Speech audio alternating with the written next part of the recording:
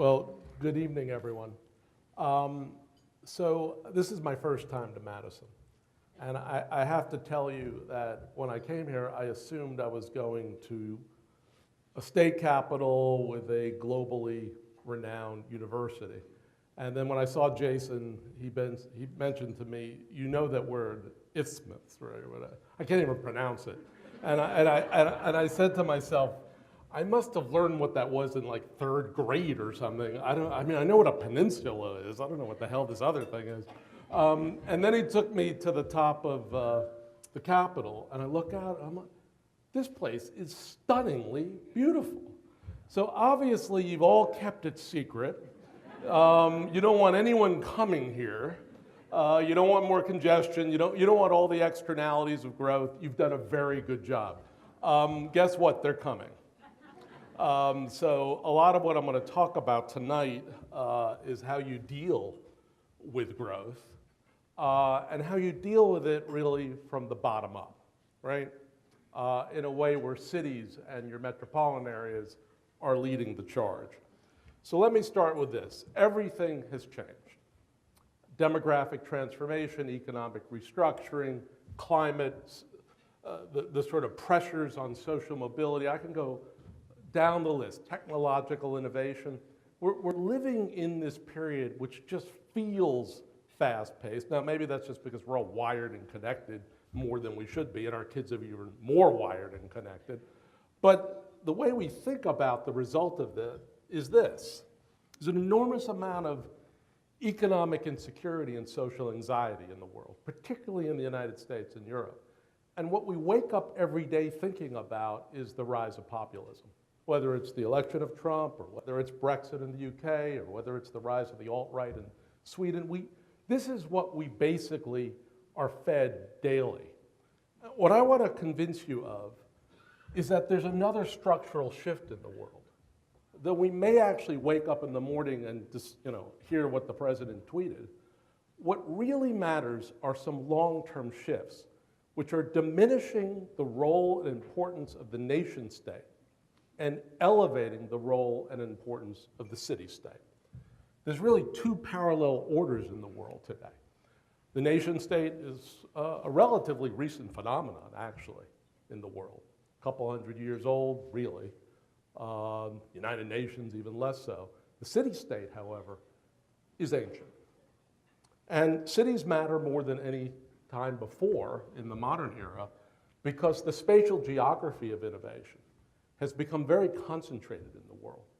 Because what the market is rewarding and revaluing are places like this, where you have an advanced university, and around it are mature companies and startups and scale-ups and incubators and accelerators, right? And they're basically designing, prototyping, and then moving the technologies that will shape our world. If you do that intentionally and purposefully, and you bring particularly children and young adults along, you have economic opportunity, right, for several generations, particularly at a time when our society is becoming so diverse. One of the first things Jason and I talked about today was the portion of your population that are African American and Hispanic, right, which is relatively small. But when you look at your K through 12 system, they're the future, right? They're the future. So if we think about growth, and we think about innovation, and we think about schools and skills, and we think about a broader vision of democracy, which is not just electing politicians every 2 or 4 years, but participatory democracy. And if we think about growing downtowns and cores of our cities and metros, which ipso facto is sustainable, that's the future of America.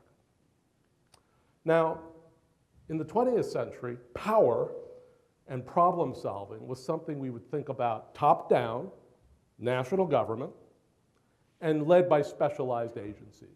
If you had a transportation problem, you went to the Department of Transportation. If you have an environmental problem, you went to EPA. If you had a housing problem, you go to HUD, right? 21st century, it's bottom up, led by cities, led by multiple sectors. Cities are not governments like states and the federal government, they're networks. So it's public, private, civic, university, the list goes on, and it's interdisciplinary. If you have a transportation problem, the solution might be housing location, it might be technology, It actually has to be some portion of transportation. You should have built that rail from Milwaukee to Madison, but that's a separate conversation.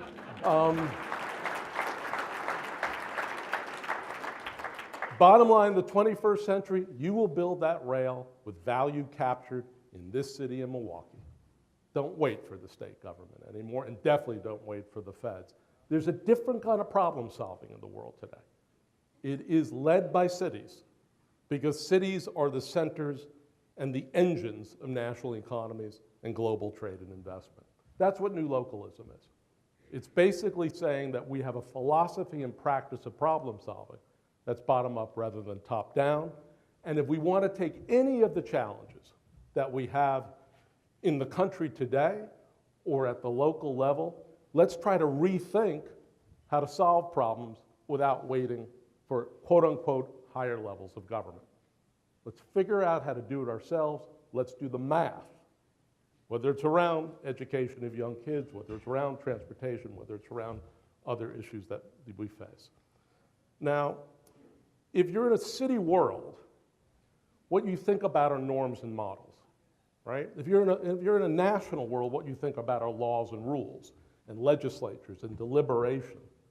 In a city world, what you mostly think about are the other places in the world that are inventing institutional models or instruments or intermediaries to drive growth, governance, and finance. Because if a city invents something, whether it's in the United States, whether it's in Europe, whether it's in Asia, whether it's in Latin America, other cities watch very closely. And then they plagiarize, or they mimic, or they steal, or they adapt. But it's a world that moves a lot faster now, right? So when we started writing this book, Jeremy Nowak and I went on a hunt for places, particularly in the United States and Europe, which we felt were essentially inventing the next generation of growth, governance, and finance. And this is what we ended up with after looking at about 25 places. First is Pittsburgh. How many people have been to Pittsburgh? Probably most of the room, right? Gorgeous place, right? This is what it looked like in the late 1970s before the steel industry collapsed. My father's sister moved to Steubenville, Ohio, which was part of the Pittsburgh supply chain. So when I was 5, 6, 7, or 8, I would be taken to LaGuardia Airport and then put on a plane. We didn't have the TSA at that point, and sent to Pittsburgh for my summer. Who else would go to Steubenville, Ohio for their summer? I thought it was the greatest place in the world because they had Bob's Big Boy and they had a pool, but that was different. The only problem with Pittsburgh and Steubenville is you couldn't breathe. The steel mills were operating around the clock, right? That collapsed almost overnight in the late 1970s. And Pittsburgh began, like many former industrial cities, to wonder, what's the future? Ironically, the future was this. This is 3 Mile Island. Remember 3 Mile Island, the China syndrome? When the nuclear disaster happened, a lot of the companies that were involved in 3 Mile Island were Pittsburgh companies like Westinghouse. And they started questioning themselves, first of all, how are we going to assess the damage? And then how are we going to clean it up, right? And they came up with solutions which were in the hundreds and hundreds of millions of dollars. And they basically said, there's no way we can afford that. They went to this guy, the one who's sitting on top of that robot, Red Whittaker. He's a complete brainiac. He's one of the first roboticists in the United States. And they basically said to Red Whittaker, how do we assess the damage in 3 Mile Island? And what Whittaker said is, I'm inventing something that's a flexible robot. It's a robot that we can basically manipulate and just move around and figure out what the damage is and then actually give us a sense of what the cleanup would look like. This was the early stage of autonomous vehicles, essentially. So Red Whittaker is basically sitting in Carnegie Mellon with what's called his Children's Crusade, all these young roboticists, and they became part of a movement in Pittsburgh to invent the next generation of technologies for the world. Now, Pittsburgh is a very interesting spatial geography. Carnegie Mellon, the University of Pittsburgh, UPMC, Duquesne, they all sit in this very little geography. It's like a late 19th century geography, early 20th century geography. You go to Carnegie Mellon, you fall out of bed, you're in the University of Pittsburgh, right? It's like the magic square mile or the magic quarter square mile. It is the geography that is built for the seamless interaction and exchange of ideas, both between the technologists, where most of us can't even understand what they're saying, and everyone else, the people doing the marketing, the people doing the legal, the people doing the accounting, the people doing the design, the product design. That's what you have in Pittsburgh. It's a naturally occurring innovation district, essentially, and that's why Pittsburgh today is a playground of innovation. There's about 12 technologies in the world. McKinsey showed this about 5 or 6 years ago. In about 10 or 15 years, when these technologies go from the lab to prototyping to ultimately ubiquitous adoption, it'll grow GDP by another 100%. Pittsburgh is in 5 of these, 5 of them. And that's because starting in the late 1970s, the Pittsburgh foundations, the Pittsburgh corporations, really the universities, began to invest in technologies for which we did not even have names. Robotics, artificial intelligence, machine learning, big data analytics. They're in all of this, genomics. That's why Pittsburgh is the playground of innovation, because they saw the future. They didn't know exactly what it was going to look like, but they basically said there's no going back. The steel industry is not coming back to this country. Now, if you go to Pittsburgh today, it's like an it city, millennials everywhere, great restaurants, all that kind of stuff. But you know, what really matters to a 21st century economy is sophisticated technology and innovation. GE, Google, Uber, everyone is in Pittsburgh, not because anyone's throwing tax abatements at them. Hello, Amazon. Actually, Amazon is also in Pittsburgh. They're there because they have to be near the secret sauce. They have to be near talented workers, faculty, students, entrepreneurs, investors. You have that here because of that university sitting how far away? Not that far. So a city must think like a system and act like an entrepreneur. When your economy collapses, or in your case, when your economy is about to grow, because it is going to grow, it already has been growing, you have to think across. You have to think about not just transportation, but location of housing, about technology, and you have to act like an entrepreneur. You have to take risks. You have to be agile. You have to look at what others are doing, and again, adapt quickly, follow fast, or be a first mover. Pittsburgh has gone from being a rust belt to a brain belt, right? And the brain belts will basically have 2 generations of growth in the United States. Whether the national government is functional or not functional, whether they're functional or not, whether your state is functional or not functional, the brain belts will have 2 generations of growth at a minimum. Pittsburgh was a maker city, they're still a maker city. They just make different things, right? I mean, go to Robot Row in Lawrenceville. It's a playground. You're most likely to get hurt by getting hit by a drone, actually, but that's a whole different issue. And the philanthropies in Pittsburgh have obviously funded a lot of the social distress, as they should, but they've also been stewards of the economy. You go to these centers of excellence at these universities, and they are funded by Heinz, by Hillman, by R.K. Mellon. The list goes on and on and on. So that's Pittsburgh. Indianapolis, second story, great city. Mid-1970s, Indianapolis was like everywhere downtown. You rolled the streets up at night, on the weekends. I guess only men would go, who else but men would do this? Go downtown and start, taking shotguns and shooting at pigeons. Kurt Vonnegut was born in Indianapolis. Great American surrealist novelist. What he basically said about his time in Indianapolis, it's a place where for 364 days they played miniature golf, and on the last day they went to the Speedway. So this was a really boring place, right? And the business leaders, the civic leaders, the university, everyone basically said, if we don't restore the core, the center, the downtown, we are dead. So what they began to think about in the late 1970s was to become the amateur sports capital of the United States and therefore the world. They built all these facilities, and they basically said, so if you're going to the Olympics, well, initially it was Moscow, we didn't do that, but then LA and so forth and so on, you had to go through Indianapolis, irrespective of what sport you were in. Then they started building facilities for major league teams. In the middle of the night in 1984, they sent a group of vans and trucks to Baltimore to steal the Colts. Remember that? And then in the late 1990s, they basically stole the NCAA from Kansas City. Indianapolis, you know, it's like Willie Sutton, got really good at stealing stuff, you know, building facilities and stealing stuff. But the secret was this thing. The Indiana Sports Corporation, where political leaders and business leaders and philanthropic leaders sat together and basically figured out how to design, finance, and deliver the stadia and the facilities that would enable them to basically build their position. Now, at some point, there's only so much beer and hot dogs you can consume, right, from a sports game.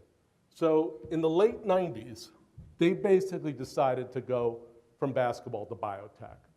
Because the other thing that Indiana is really good at is life sciences. Both the drug discovery, think Lilly, but also medical devices. They're really good at this stuff. So they created the Central Indiana Corporate Partnership, building on that Indiana Sports Corporation. This time it was private sector leaders, philanthropic leaders, and university leaders, 60 CEOs. You can't send any substitutes. And they basically said, let's have a series of initiatives that are meant to build and steward our economy based on what we're good at. We're really good at life sciences, both in central Indiana and across the state, so let's be the best we can be. Today, the second largest exporter of life sciences products in the United States is the state of Indiana. California's number one. They've been very good at this. Now, they've been very good at it because they put a lot of private and civic money behind it. They basically built venture funds, seed funds, angel funds to invest in companies that come out of the Indiana universities or the Indiana corporations. And then they created the Indiana Biosciences Research Institute with their own money. They didn't wait for the feds. They didn't wait for the state of Indiana. They'd still be waiting, right? And then they went around the world and they started stealing faculty from all over the world because they're very good at stealing things in central Indiana. This is an amazing story. Oh, well, here we go. And here's their motto, though it comes from the mayor of West Sacramento. It is their motto. Be an ecosystem rather than an ecosystem. If you're the head of Lilly Endowment, or you're the head of Lilly Corporation, you're the head of Roche Diagnostics, you know, you'll feel like, hey, I really should have run this place. But when you go into the Central Indiana Corporate Partnership, you're one of 60 people, right? And basically that place works because everyone plays well together. They have perfected the mechanics of collaboration. When they meet to decide. They meet to make investments in their economy rather than to deliberate or discuss. They're obviously well prepped. I mean, they come in with options, right, that have been developed by the staff. This is a different kind of collective leadership. They operate at the district level, the city level, the metro level, the regional level, the state level. I do a lot of work in South Bend recently. Notre Dame is now part of the Central Indiana Corporate Partnership, though obviously Notre Dame is not in Central Indiana. But Notre Dame is very good at IT, and IT is fundamentally connected to the future of healthcare. So they're wrapped into this thing. And finally, they have organized private and civic wealth. We do not have a capital problem in the United States.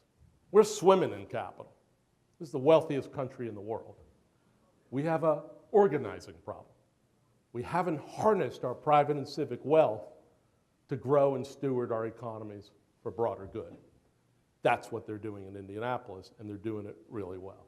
The last thing I'll talk about is finance. Now, we tried to find an American example, we couldn't find. So we went to Copenhagen. I know that life is tough, but you know, we had to go to Copenhagen to figure this out. Copenhagen, well, there it goes fast. Copenhagen is about 600,000 in the city, about 2 million in the metro. It extends into southern Sweden.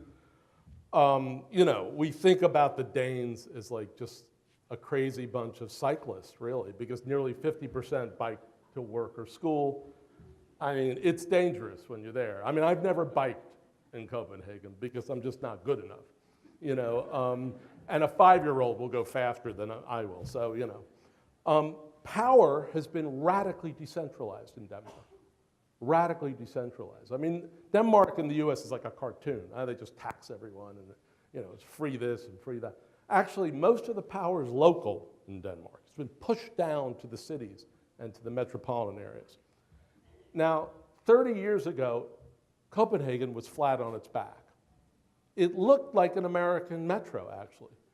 The core had depopulated, industry had decentralized, then they had an industrial crisis, manufacturing was lost, and the harbor basically had moved over to Malmö in southern Sweden. So the national government and the city government got together and basically said, we have to do something really big here, or else, use the technical term, we are screwed, right? They came up with the idea of building a state-of-the-art transit system. There was only one issue that they had to face. They couldn't tax anyone to do this, right? Because of the state of the economy. So they had to figure out a way to finance a modern state-of-the-art transit system for the entire city without a kroner of taxes. So this is what they did. And I guarantee you this matters to this city and this metropolis and to the entire United States because we don't do this here. So what they did is they created a publicly owned, privately managed corporation.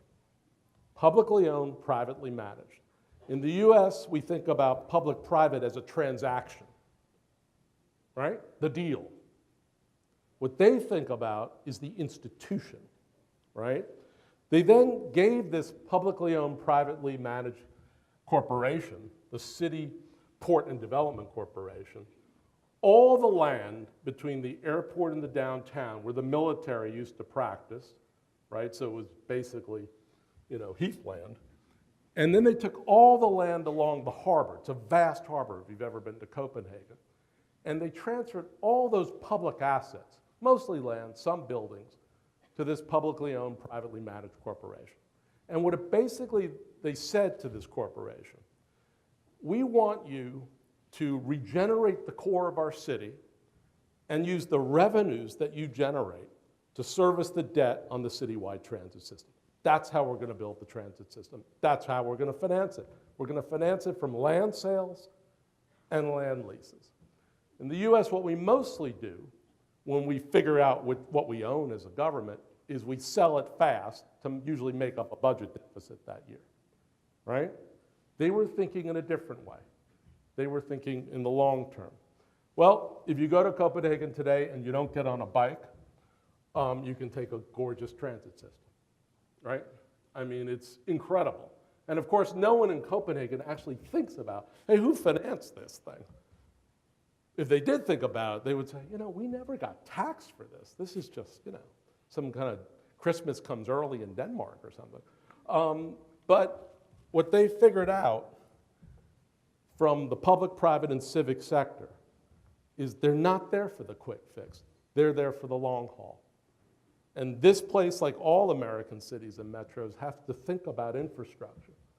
Whether it's transit locally, whether it's rail to Milwaukee, whether it's green infrastructure to protect against rising lake water, right? I mean, the list could go on and on, whether it's broadband. I mean, think about infrastructure, whether it's hidden or whether it's apparent.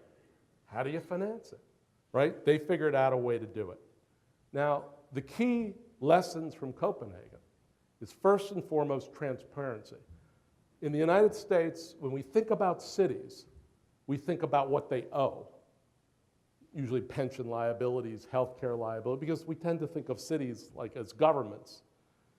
In Copenhagen and in Germany and in most parts of Northern Europe, Southern Europe's a little different, we won't talk about that, but in Northern Europe, what they think about is what cities own. And then they think about the value of what cities own. And by cities, I don't just mean city government. I mean the Port Authority, the Airport Authority, the Convention Center Authority, the Stadia Authority, the Redevelopment Authority, the Schools Authority, the Public Housing Authority. We got a lot of authorities in the United States. But they think about it in a unified way. What does the public own? And what's the value of that? And could we rethink the disposition of it for broader public benefit? They merge entities, they merge governments. Denmark used to have about 250 separate municipalities. They now have less than 100. Because they realize in a global world, these little townships really are not the right organizing unit. And other parts of Northern Europe has done the same. And finally, they've perfected the public-private management model. The public has to set the vision. It has to set the vision.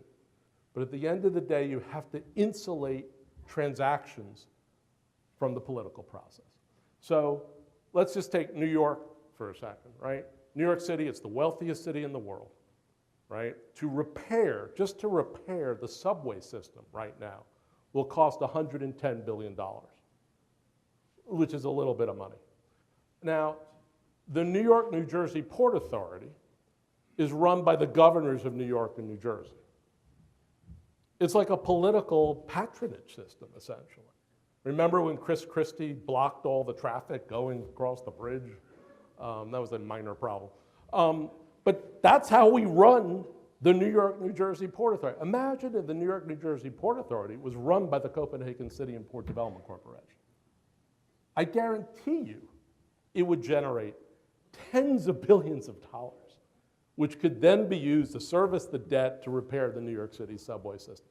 We've got to get back on track here, not just with fixing national government or fixing state government, but actually with running our cities with an understanding that we have government power, market power, civic power, and mechanisms where we can unlock incredible amount of resources for those things we need to invest in, whether it's infrastructure, whether it's young children, whether it's affordable housing, whether it's climate mitigation. We have the capital. We really do have the capital. What we don't have right yet are the institutional mechanisms to harness it, to channel it, to leverage it, to connect it. So how do you build a nation of problem solvers? Because I think, the national government, whatever happens in the midterms, whatever happens in 2020, whatever happens in 24, it's not like they're coming back anytime soon. I used to be chief of staff at HUD. I can guarantee you, if we went to HUD today, took a rock at 10 o'clock in the morning, threw it down a hallway, you wouldn't hit anyone. There's no one left in many of these national agencies. I mean, it's sad, but it's true. So they're not going to just snap back, right? Just because of an election, they just don't come back.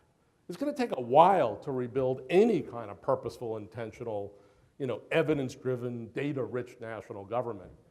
It's going to take a while. So I'm thinking about problem solving from the bottom up. We have a few issues. For every, maybe more issues. It doesn't want me to, here they are. So for every Pittsburgh, we still have cities. We still have cities and state governments that would rather subsidize sports stadia than invest in innovation or transportation. I don't know how much money you invested in one of your Milwaukee sports stadia. Insane. I mean, really, when you think about it, because that's not how you build wealth for society. You build wealth for society by investing in rail or transit or in that university, which is a 10-minute walk from here. That's how you build wealth, right? But we still have a lot of places that are subsidizing consumption, not innovation. For every Indianapolis, we do collaborate in this country, but it's informal. It's not resourced. It's not capitalized. You can't steer an economy by just everyone agreeing occasionally to work together. We have too much capital here not to basically put it to use. And again, for every Copenhagen, we mostly know what we owe, we don't know what we own. And if you don't know what you own, there's no way you can unlock public, private, and civic wealth. So here are 3 questions to ask yourself, because you are growing an incredible downtown in one of the most beautiful places, not just in the United States, in the world. This is gorgeous. I mean, it's amazing. So, don't tell anyone, but they're going to find out, I mean, once those alumni leave and they, hey, I went to the University of Wisconsin in Madison. It's gorgeous. And everyone's, oh, maybe I'll visit. Oh, my God, they get here. This is incredible what you have. Problem is that it's like built like Seattle, right? So you got this little narrow bit in the downtown. Traffic's going to be a bit of a problem. Housing's going to be a bit of, you got some issues. So what's your edge? I think you know what your edge is. High quality of place, one of the most innovative research universities in the universe. You can't screw this up, really, right? I mean, it's coming. It's coming. I mean, the one thing about spending so much time outside the United States, as I've done in the last 7 or 10 years, is you look back at our country and you just are amazed by how many assets and advantages we have. No one, I mean, absolutely no one in the world has the network of advanced research universities that we have, or the freedom for people to commercialize research, build their own companies, scale their own companies, garner investment locally, regionally, nationally, globally. No one can compete with us. You have a very special edge here, and you know it, right? That's not your problem. The second two issues are, stuff you have to think about. Who is in charge of this place? It's not just, well, that you answered the question. I'm going to leave now. No, but the government is, at the local and county level, is fundamental. I mean, they are so central to your future, but they're not the only ones in charge. Private, philanthropic, university, together, you're going to have to steer and steward this place. The government cannot do it alone. They cannot do it alone. So look at that Indianapolis model. Look at the Pittsburgh model. You've got to build some kind of network governance here that really can work for you. And last piece, where's your power? Are your institutions built to survive the disappearance of the national and state governments? Right? It's not like they completely left the building, like Elvis. I mean, they still send a lot of money to us. It's our money, but they send it back. So they're still doing a bunch of things. They're just not doing it purposefully or intentionally, right? Nor are they likely to. So you've got to think about your local institutions in the downtown with regard to entrepreneurs, with regard to the skilling of children and young adults.